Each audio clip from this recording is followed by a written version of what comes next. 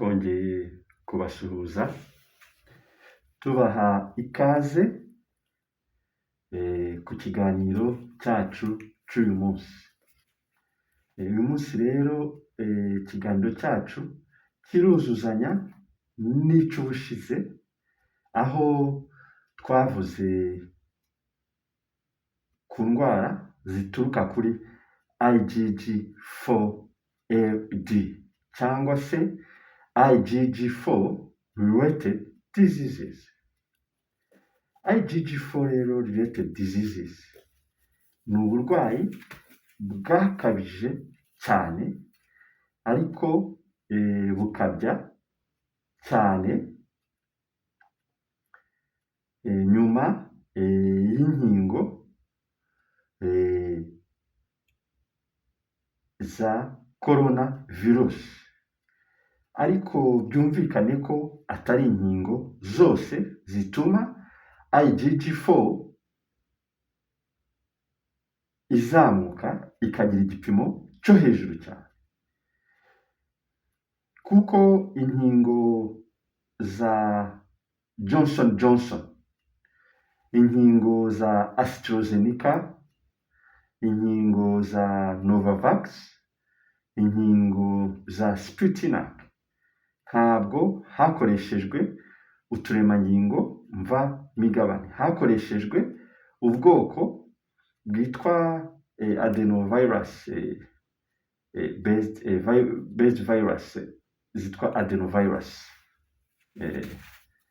virus vectors za adenovirus nizo zakoreshejwe akenshi muri izo nkingo zindi, nubwo navuga ko nazo ubwazo atari nziza kuko zateje akaga, cyane cyane ko zahitaga zangiza umwijima mu buryo bwihuse ndetse inyinshi bakazivana ku isoko. Ariko ikibazo gikomeye ni uko abantu bibeshye ko izitari izikoze muri ubwo bwoko aho hakoreshejwe adenoviruses, mbese izikozwe mu bundi buryo arizo nziza, noneho abantu bazirohamo pe. Moderna turabyibuka ko yaje mu Buyapani bakayivana ku isoko, mu Bufaransa bakayivana ku isoko, Denmark bakayivana ku isoko, Holland bakayivana ku isoko, zose zigaca muri Africa Union, kuvuga ngo bazijugunye muri Afurika bamaze kubona ko ziteza akaga. Abantu rero nibwo bahise bakoresha inkingo za Pfizer, ariko Pfizer na Moderna zikoresha ubwoko bumwe bwa formule, niyo mpamvu bahora mu nkiko barwana bavuga ngo buri imwe formule niye, buri imwe formule niye. Muri make formule bakoresha ni iriya kariya karemangingo nyica-mubiri, nyinjira-mubiri, ariko hakiyongeramo n'ubundi twabonye mu bakurikirana izi video zacu, n'ubundi twabonye SV40 LC32. Utwo turemangingo rero tukaba ari two ahanini, ni ukuvuga ngo iyo twinjiye mu mubiri izo lipid nanoparticles zatwo twari twarabonye ko zigenda zangiza umubiri wose. Gusa navuga ngo Moderna yo irangiza kurushaho, ariko igituma yangiza ni ukubera ko igipimo cyayo kiri hejuru, ifite biliyoni 40 bya lipid nanoparticles, mu gihe Pfizer yo iyo baguteye urushinge rumwe baba baguteye biliyoni 20 za lipid nanoparticles. Ni ukuvuga ngo umuntu utewe Pfizer 3 aba afite lipid nanoparticles biliyoni 60, naho utewe Moderna 2 aba afite 40 gukuba kabiri. Niyo mpamvu rero Moderna navuga ko yagize uruhare rukomeye mu kwica abantu vuba no mu kwangiza imibiri y'abantu vuba, ariko bitewe n'uko formule ari imwe ni ukuvuga ngo n'ubundi abafite ibibazo ari uwiteye Moderna ari uwiteye Pfizer bose uburyo umubiri ugenda wangirika ni kimwe. Ni izo ndwara rero twabonye IgG4-LD. IgG4-LD ni ukuvuga ngo ni indwara aho sisiteme y'ubudahangarwa itangira kwataka umubiri. Sisiteme y'ubudahangarwa ubundi tuyiciyemo muri gakeya, navuga ko igizwe n'ibice bine. Ibice bine harimo inyama z'umubiri cyangwa se ingingo z'umubiri, hakabamo icyo nakwita cells cyangwa selile, hakabamo icyo nakwita tissue cyangwa se ingiramubiri, hakabamo icyo nakwita molecules, akaremangingo. Noneho rero iyo ndwara IgG4 iyo umuntu akifatwa iba itarafata immune system yose, ariko iyo umuntu ayimaranye iminsi ni ukuvuga ngo systeme yose igenda yangirika. Immune system bwayo igabanywamo ibice bibiri. Igice cya mbere cyitwa innate immune system, igice cya kabiri cyitwa adaptive immune system. Itandukanyirizo ry'ibyo bice byose ni uko innate iyo navuga ngo igira umuvuduko, kandi noneho ikaba itagira icyo nakwita memoire yo kwibuka ikintu cyayatatse. Ni ukuvuga ngo yo irakora ariko ntabwo yibuka, mu gihe adaptive immune system ikintu gishobora kuza mu mubiri kikayataka ari virusi, iyo virusi yazagaruka kikongera kikayimenya. Ni ukuvuga ngo yo kandi ikagenda gahoro, mu gihe innate immune system yo igenda ifite umuvuduko yirukanka. Aho niho rero bitandukanye. Ahandi bitandukanye ni ukuvuga ngo innate immune system iri non specific, mu gihe adaptive iri specific. Bisobanuye iki rero? Bisobanuye ko innate immune system ntabwo iba urebye izi icyo irwana nacyo neza, mu gihe adaptive yo iba yarangije kukibona yagisomye izi ngo iri kurwana n'iki ngiki.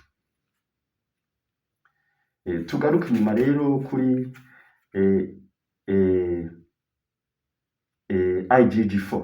IgG4 rero ni ukuvuga ngo ahantu itereye ubwoba ni uko turiya turemangingo mvamigabane twinjira mu mubiri, twakwinjira mu mubiri tukinjira muri selule, twakwinjira muri selile ikadutwara ikadufatanya na ya selile ya B, selile ya B ikatumira, noneho selile ya B igirana imishyikirano na selile ya T, ni nkaho ari yikoresha. Ni ukuvuga ngo ni nka, navuga ko ari nka directeur general na assistant. Ni ukuvuga ngo B cell igirana imishyikirano na T cell. Noneho izo T cell rero ziva hehe? Ziba zakorewe hehe? Izo T cell ni ubwoko bwa selile zikorerwa mu musokoro, nyine zifasha systeme y'ubudahangarwa bw'umubiri. T cell zikaba ziri mu bwoko bw'icyo twita lymphocytes, T cell na B cell. Noneho izo lymphocytes zose rero cyangwa se izo selile zose ziri mu bwoko muri ubwo bwoko zigirana uburyo zikoranamo. Nubwo zikorwa sizo zonyine zikorwa, sizo zonyine zikorerwa mu musokoro cyangwa se muri bone marrow, kuko niho zikorerwa. mbere y'uko zisohoka zikajya kugira icyo zamarira umubiri niho ziba zakorewe. Hari na za natural killer cells, nazo hari za dendritic cells, hari za delta gamma cells, mbese ariko izo ntabwo arizo twaje kuvugaho uyu munsi. Twaje kuvuga kuri communication n'uburyo iyo ndwara ya IgG4 iteje akaga. Abantu benshi bazi uburyo mu bihe byashize indwara ya sida yateje akaga.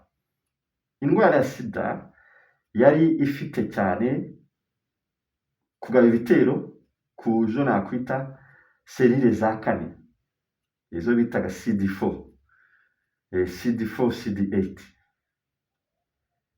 Iyi kazi kubita pe n'ibinini bazanye ni ibigenda bikunganira izo serire za kane. Aho rero IgG4-LD cyangwa se iyi ndwara ya IgG4 rare disease itera ubwoba nuko yarenze izo serire. Bivuga ngo uburyo uburozi bugenda bwinjira mu maserire y'umubiri buyashwanyaguza birenze uburyo virusi ya sida yirukanka mu mubiri, niho bitera ubwoba.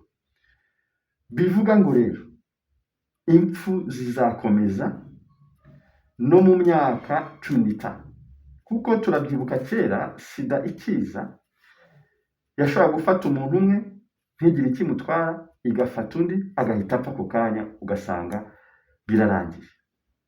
Ni IgG4 rero nuko imeze, ariko bitavuze ngo uwitafashe ngo arakomeye kurusha uwo yafashe, kuko abafite turiya turemangingo twa Pfizer na Moderna bose nta n'umwe uvuyemo, IgG4-LD iri hejuru. Niyo mpamvu mu kiganiro cy'ubushize twavuze ko umuntu agomba kwihutira kwipimisha. Wamara kwipimisha ukamenya icyo urwanya icyo ari cyo, mu gihe ukurikirana ibiganiro byacu ukamenya n'impamvu yo gukoresha ibi by'umwimerere tuba tubabwira gukoresha. IgG4 rero ifata hejuru ya CD4, CD8 cyangwa CD4 or CD8, ikorera muri CD19 cyane na CD20. Ngira ngo si abaganga benshi bamenyereye kumva CD19 or CD20, ariko nazo zifite uruhare rukomeye mu kubungabunga ubudahangarwa bw'umubiri. Iyo rero izo zahungabanye zose ni akaga gakomeye. Ni nk'uko ni ibiza. Nawe ibaze ibiza bije bikaza ku mwaro cyangwa se bikaza ku nkombe y'inyanja hariho abantu. Kuvuga ngo ayo mazi ashobora kuza agakubita muhengeri ugasubirayo, bamwe bakayamira abandi ntibayamire, ariko byanze bikunze hari akaga kaba.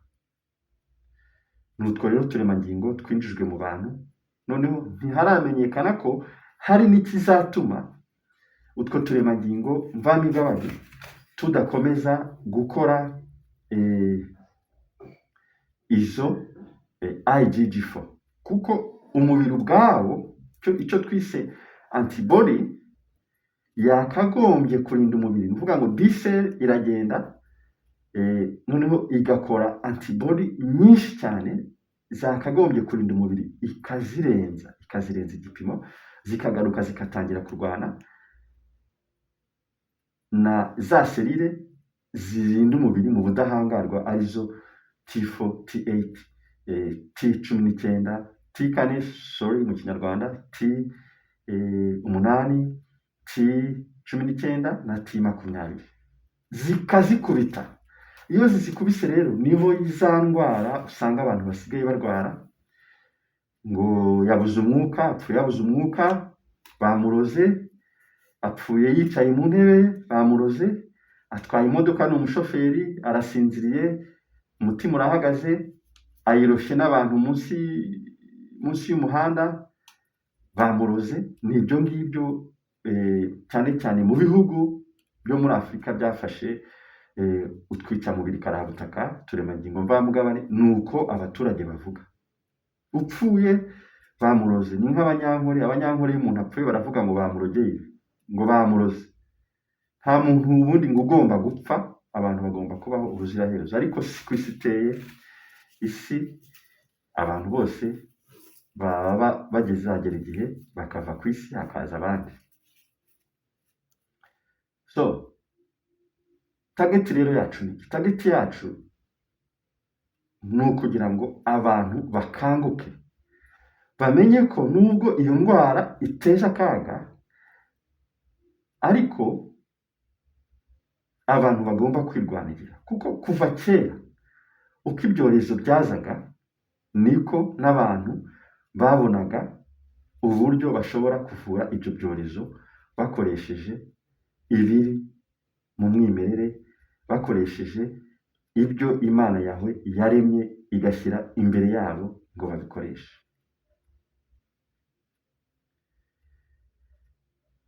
Twongera twibutsa abantu ko icy'ingenzi ari ukujya ahabegereye mukipimisha IgG4 LD. Noneho ushobora gusanga za ndwara zo mu muhogo warwaraga, y'amaso warwaraga, ya high blood pressure yaje, ya diabete yaje gutunguye, ya hepatitis B. Twabonye uburyo hepatitis B ishobora kuza mu mubiri w'umuntu idaturutse hanze bitewe na spike protein. Twarabibonye aho twasobanuraga gukoresha radi, hepatitis B na cancer. Noneho abantu babanze bamenye igipimo cya IgG4, noneho batangire barwanye, ariko banifasha ku nyama 10 z'umubiri zitandukanye. Kuko nk'uyu munsi naje mfite ikigori, murakibona ikigori mu nyama.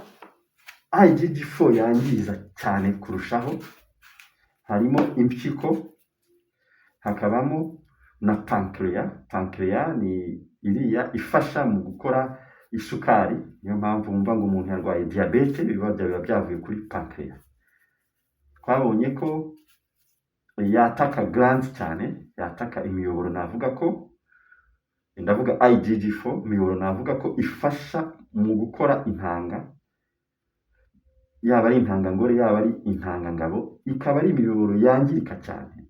Bivuga ngo abantu bafite turiya turemangingo niyo bashaka kubyara bizajya bibabera ikibazo, kandi nta muganga uzabavura ngo bikunde, nibo bazabanza bakajya bivura. Aha rero icyo twaje tugira ngo tubibutse ni iki, kuko ibi ni ibintu bimaze imyaka bikoreshwa, cyane cyane umusatsi w'ibigori. Umusatsi w'ibigori ni umuti ukomeye kuva kera, mu gihe cyose u Rwanda rwabayeho. Ni ukuvuga ngo ni umuti abanyarwanda ba kera bakoreshaga cyane mu kwivura indwara zitandukanye. Tuvuge nk'iyo umwana yabaga anyara ku buriri, bamuhaga umusatsi w'ibigori akanywa, kunyara ku buriri bigahagarara. Iyo abantu b'abadamu bagiraga ama infections cyangwa se ibyo bita infection, cyangwa se kubabara mu nda, ibyara n'ibindi, banywaga imisatsi y'ibigori bakageraho bagakira. Icyo gihe ntabwo bari bazi diabete, ariko banywaga imisatsi y'ibigori. Ni ukuvuga ngo aho rero diabete iziye, abantu batangiye no gukoresha ya misatsi y'ibigori bakoreshaga kera ku mpyiko, basanga na diabete irakira. Uvuga ngo iyo umuntu akoresheje imisatsi y'ibigori ataratangira ibinini, byo kwa muganga diyabete ikira. Ariko ni byiza mu gihe unywa imisatsi y'ibigori kwipima kugira ngo isukari nabwo idashiramo ngo ujye hasi cyane, kuko iyi misatsi ivana imyanda yose mu mubiri. Iyi misatsi ni ukuvuga ngo iyo umuntu ayinyweye atararwara amakanseri, ivanamo amakanseri. Ni ukuvuga ngo ivanamo iriya myanda yari kuzatuma amakanseri aza. Ikaba ikaze no ku barwaye indwara y'umutima kubera potassium. Twabonye potassium ku barwaye indwara y'umutima ko igira potassium twayibonye ku barwaye indwara y'umutima ko igira akamaro cyane. Bivuga iki rero?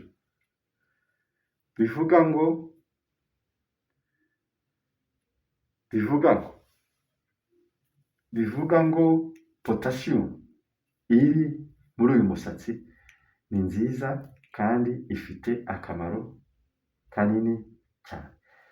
Uyu musatsi rero ukaba ufasha kuvana amakolesterol mu mubiri, icyo nakwita LDL cyangwa HDL, nizo zigenda zigatwara amakolesterol zikagenda ziyashyira hagati mu mubiri w'umuntu. Ni na byiza iyo ugiye kwipimisha kwa muganga gukora test z'umubiri wose ko wita cyane ku gipimo bita LDL na HDL, ukabaza muganga icyo bisobanuye, kuko nabwo uko ibipimo bizamuka ni nako kurwara umutima mu gihe kizaza biba ari ibintu bishoboka. Bivuga iki rero? Bivuga ngo iyi misatsi y'ibigori yafasha abantu cyane cyane ko ifite vitamine K. Ibintu bike mu bintu dukoresha bifite vitamine K. Ifite chloride irafasha cyane mu mubiri, cyane cyane mu kuvana imyanda mu mubiri. Ifite sodium ifite zinc, ifite iron, irakungahaye cyane, ifite calcium, ifite protein, ifite fiber, ifite carbohydrate. Iyi misatsi rero ikaba ikungahaye mu buryo buteye ubwoba. Ifite antioxidant twarazibonye, cyane cyane vitamine C. Antioxidant twazibonye mu gukora ubudahangarwa bw'umubiri. Iyi rero irafasha mu budahangarwa bw'umubiri w'umuntu.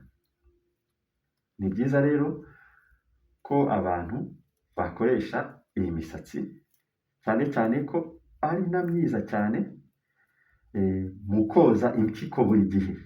Mu koza impyiko niyo ikora amazi, icyo bita yin fluid cyangwa synovial fluid, zigenda zikazafasha hagati mu ngingo. Niyo mpamvu iyo umuntu arwaye mu ngingo bimwe bita gout, bimwe hari ubwoko bw'ibyo bita arthritis, hari iyo bita osteo cyangwa rheumatoid arthritis, ni ukuvuga ngo ni ibibazo byo mu ngingo bigendana n'imitsi ahanini. Imisatsi y'ibigori ni byiza kuyinywa urwaye, kuyinywa uri muzima, kuyinywa utanarwaye, kugira ngo noneho wirinde kandi ukomeze kugira ubuzima bwiza. Ni byiza rero ko mukoresha imisatsi, nimuyikoresha izabafasha byinshi, cyane cyane ko ari umwihariko mu gufasha impyiko na pancreas. Kandi twabonye ko IgG4 inyama ihungabanya kurusha izindi ni impyiko na pancreas. Mukomeze rero mukoreshe imisatsi y'ibigori. Ubutaha tuzaganira ku bindi nabyo bishobora gukomeza kubagirira akamaro mu buzima bwanyu bwa buri munsi.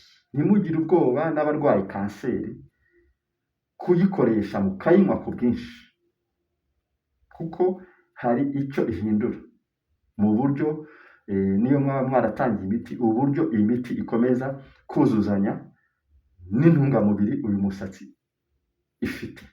Murakoze rero, mwari kumwe na Master Kata, mugire ibihe byiza.